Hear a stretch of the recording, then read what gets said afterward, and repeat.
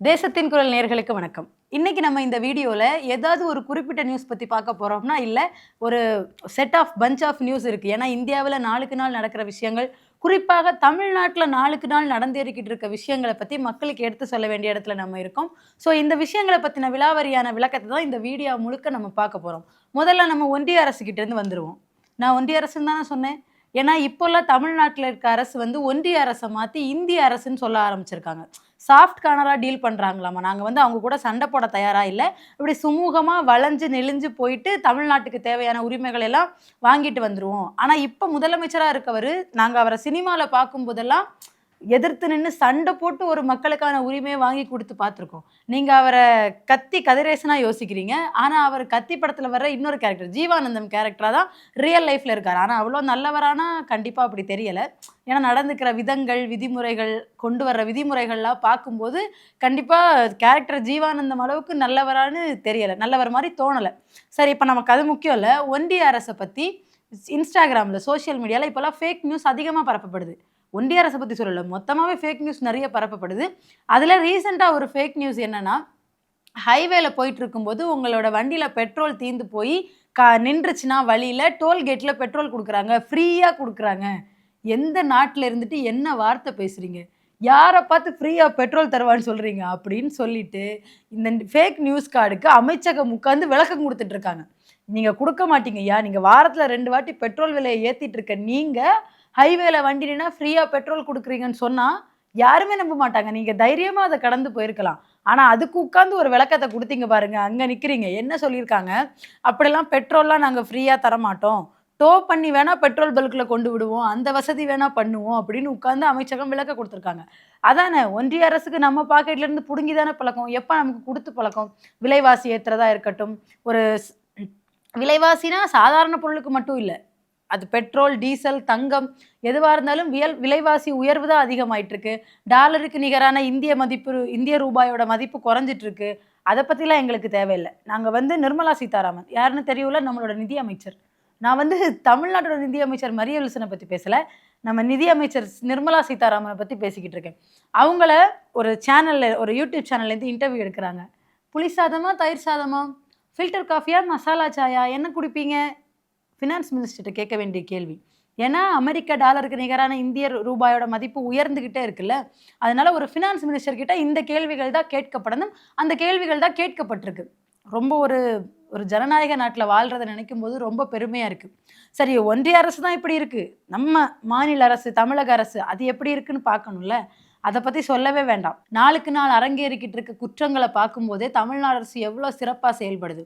ஒரு குற்றம் நடக்கிறத கண்டிப்பா தவிர்க்க முடியாது. மனிதனா பிறந்தவங்க தன்னால சுயமா யோசிச்சு அந்த சிச்சுவேஷன எப்படி ஹேண்டில் பண்றாங்க அப்படிங்கன்றதுல தான் அந்த பிரச்சனை நடக்காம தவிர்க்கப்படுற விதம் இருக்கு. ஆனா ஒரு கவர்மெண்ட் அதுக்கான ஆக்ஷன் எடுக்கணும். அந்த பிரச்சனைய எப்படி கையாள்றாங்க அப்படிங்கிற விதத்துல தான் ஒரு கவர்மெண்ட்டோட பவர் நமக்கு தெரியும். ஆனா இப்ப இருக்கிற கவர்மெண்ட் கார கையில வச்சு இப்படி விளையாடுவாரு நம்ம சிஎம்.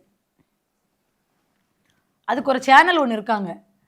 நான் சிஎம்ங்கிறதே மறந்து குழந்தையா மாறிட்டாரே அப்படின்னு சொல்லிட்டு அவருக்கு முட்டு கொடுக்கறதுக்கு பல யூடியூப் சேனல்ஸும் பல இன்ஃப்ளூயன்சஸும் பல மெயின் ஸ்ட்ரீம் மீடியாக்களும் இருக்காங்க. முக்கியமா யாருன்னா நம்ம நியூஸ் இங்கிலீஷ்னு ஒரு சேனல் இருக்கு. நியூஸ் இங்கிலீஷ் 24/7 ஒரு சேனல் இருக்கு. முட்டு கொடுக்கறதுல நீயா நானான்னு மொத்தம் 3 சேனலுக்குள்ள போட்டி இருக்கு. ஆனா அந்த 3 சேனல்லையும் சேர்த்து மத்த எந்த பத்திரிகையாளர்களையும் இந்த அரசு மதிக்குதோ மதிக்கலையோ, ஒரு விழா நடக்க அரங்கத்துக்குள்ள அனுமதிக்க மாட்டாங்க. பிளாட்ஃபார்ம்ல நிக்க வைப்பாங்க. ஒரு அரசு விழாவுக்கு போனா பத்திரிக்கையாளர்கள கீழ உட்கார வைப்பாங்க. எட்டி உதைக்கிற காலுக்கும் முத்தம் குடுப்பாங்க நம்ம பத்திரிக்கையாளர்கள். அந்த விதமா தான் எவ்வளோ மோசமாக நடத்தப்பட்டாலும் இன்னும் இன்னும் இன்னும் இன்னும் அதிகமா யாரு முட்டு குடுக்குறாங்கன்னு தங்களுக்குள்ள போட்டி போட்டுட்டு இருக்காங்க. இது ஒரு பக்கம் இருக்க, தமிழ்நாட்டுல நடக்கிற முக்கியமான பிரச்சனைகள் எதையுமே இந்த மெயின் ஸ்ட்ரீம் ஊடகங்கள் வெளிச்சம் போட்டு காட்டுறதில்ல. கோட்ட கலட்டினாரு சிஎம். அமைச்சர்களுக்கு ஒரு கூட்டம் நடத்துறாரு. அதுல கோட் இல்லாம இருக்காரு. அவ்வளோதான்.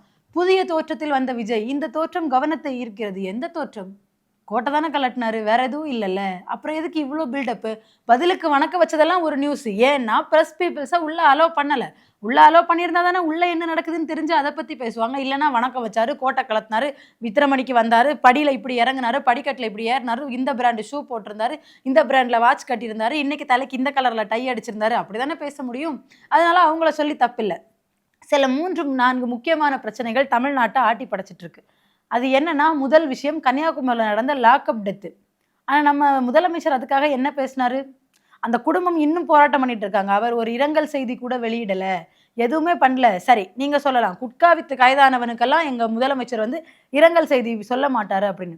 சேலத்துல கார் நிறைய குட்காவோட சிக்கினாரே தாவேகா நிர்வாகி, அவர் அடுத்த நாளே ரிலீஸ் பண்ணப்படுறாரு.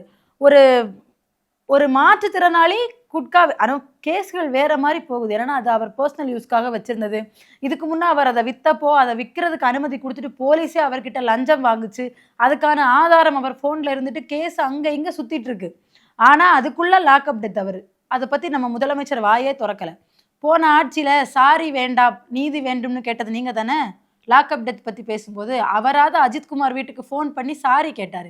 நீங்க என்ன பண்றீங்க? கார் வச்சு விளையாடிட்டு இருக்கீங்க. படிக்கட்டுல வேகமா இறங்குறீங்க. நடக்கிற எந்த பிரச்சனைக்கும் வாயே தொறக்கறதில்ல. இத தான் நீங்க பண்ணிட்டு இருக்கீங்க. ஆனா, அதுக்கு ஃபயர் விட ஒரு கூட்டம் இருக்குல்ல. அந்த தைரியம் தானே. ரூட் மாஃபியா வச்சு ஃபேக் நியூஸ் ஸ்ப்ரெட் பண்ணி நம்ம எப்படியாவது இதுல நிலைச்சு நின்றலாம். 5 வருஷமும் முதலமைச்சர் சீட்ல நான் உட்கார்ந்தே ஆவேன் அப்படின்னு உங்கள பார்க்க வர்ற உங்க பழைய தொழிலான சினிமா. பழைய தொழில்னு சொல்ல முடியாது. நீங்க சைலன்ட்டா கன்டின்யூ பண்ணிட்டு இருக்கீங்கல்ல ஒரு தொழில்.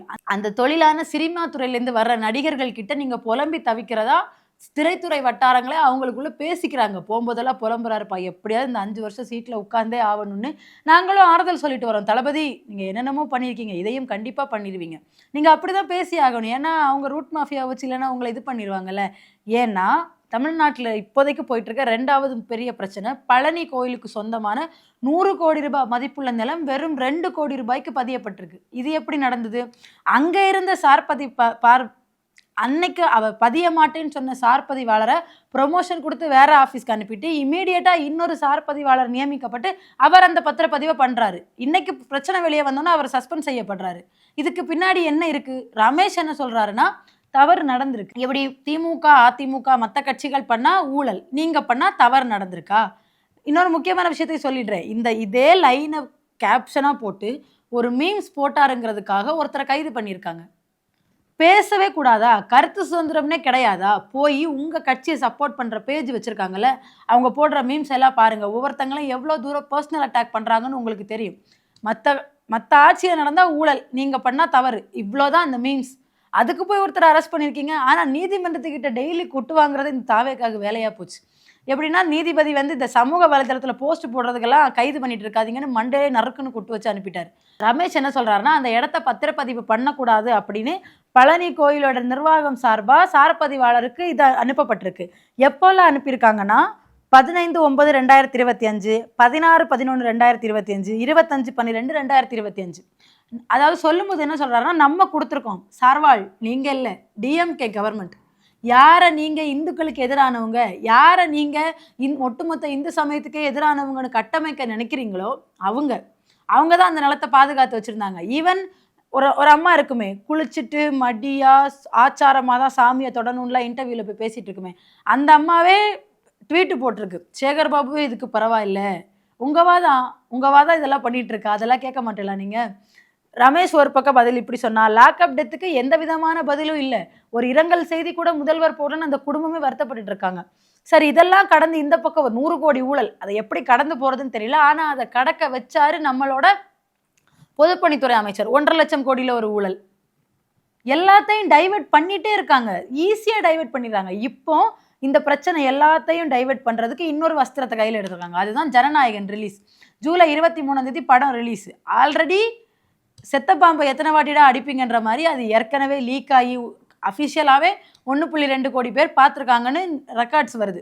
அந்த படத்த எதுக்கு மறுபடியும் ரிலீஸ் பண்றீங்க? எதுக்கு இதெல்லாம் நடத்துறீங்கன்னே தெரியல. அதுல 2 கேள்வி இருக்கு. நேத்து டிக்கெட் முன்பதிவு தொடங்கி இருக்கு. Sold out. ஒரே நாள்ல சோல்ட் அவுட் ஆயிருக்குன்னுலாம் நியூஸஸ் பார்க்குறோம்.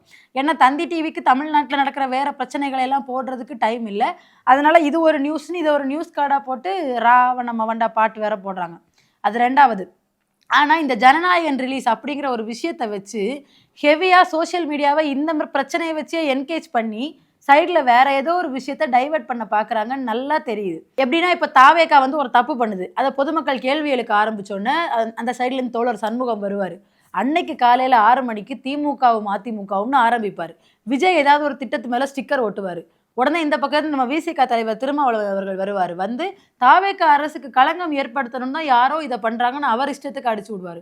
ஸோ ஒரு கட்சியை பாதுகாக்க இப்படி லெஃப்ட் ஐடியாலஜி இருக்குன்னு நம்ம நினச்சிக்கிட்டு இருந்த 2 கட்சிகள் மாறி மாறி எதுக்கு இவ்வளோ தூரம் முட்டு கொடுக்குறாங்கன்னே தெரில. இப்போ ரீசெண்டாக அந்த அம்பேத்கர் சிலை பிரச்சனை, அதில் கூட திருமாவளவன் என்ன ஸ்டாண்ட் எடுக்கிறாருன்னு யாருக்கும் புரியாத அளவுக்கு ஒரு ஸ்டாண்டாக இருக்குது. அது என்ன பேசுகிறாருன்னா, தாவேக அரசுக்கு களங்கம் ஏற்படுத்தணும்னு இதை யாரோ பண்ணுறாங்க.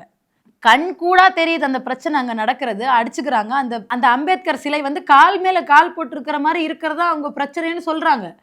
ஒரு ஜாதி மோதல் உருவாயிட்டு இருக்கு. ஆனா அங்க போயிட்டு தாவேக அரசுக்கு களங்கம் ஏற்படுத்த யாரோ பண்றாங்க.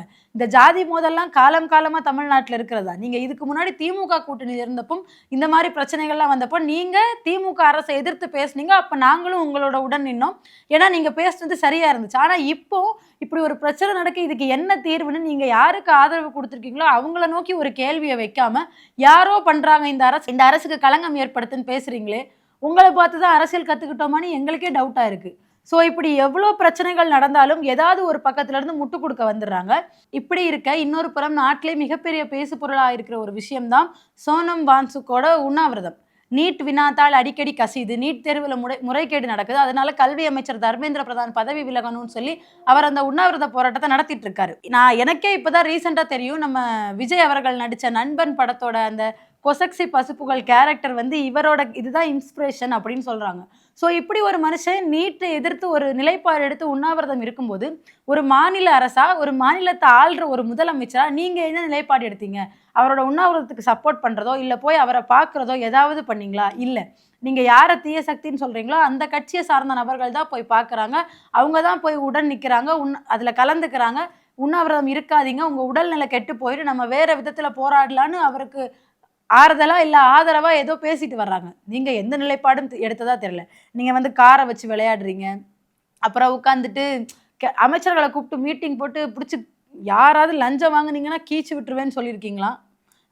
இதெல்லாம் பார்த்து நம்புறதுக்கு நாங்கள் ஒன்றும் தாவேகா தொண்டர்கள் இல்லை. அது மட்டும் உங்களுக்கு தெரிஞ்சா போதும். ஏன்னா ஜெகன்மோகன் ரெட்டின்னு ஒருத்தர் இருந்தார். அவருமே தான் முதலமைச்சராக பொறுப்பேற்ற முதல் கூட்டத்தில் அமைச்சர்களை அப்படி திட்டினார், இப்படி திட்டினார், அவங்களுக்கு ரூல்ஸ் போட்டார், ரூல்ஸ் அண்ட் ரெகுலேஷன்ஸ்லாம் புதுசாக கொண்டு வந்தாருன்னு 1000 கதை கேட்டோம்.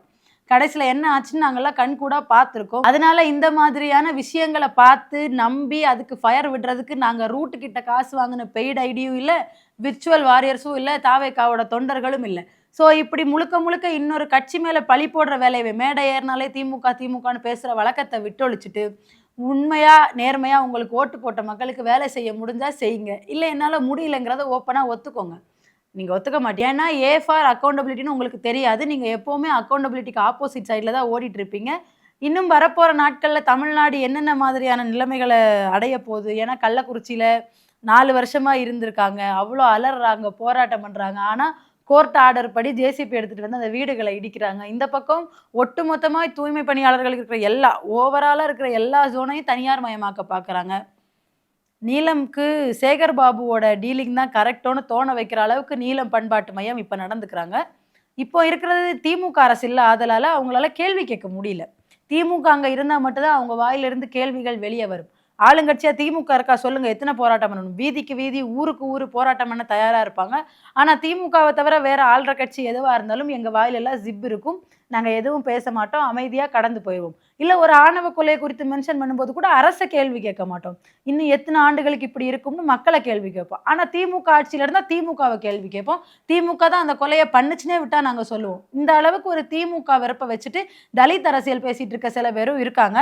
இன்னும் நாளுக்கு நாள் சட்ட ஒழுங்கு எல்லாமே சீர்கெட்டு போயிட்டு இருக்க இந்த தமிழ்நாடு என்னைக்கு ஒரு நல்ல நிலைமைக்கு வரும்னு தெரியல. அது வரைக்கும் நம்ம பொம்மை முதலமைச்சர் பொம்மை கார் வச்சு விளையாடிட்டு இருப்பாரா, இல்லை உயிருள்ள மனுஷனா எழுந்து நின்று எதையாவது செயலாற்றுவாரான்னு பொறுத்திருந்து பார்ப்போம். இன்னும் இந்த மாதிரியான வீடியோக்கள் பார்க்க நம்ம சேனலை சப்ஸ்கிரைப் பண்ணிக்கோங்க. இன்னொரு வீடியோவில் சந்திப்போம். நன்றி.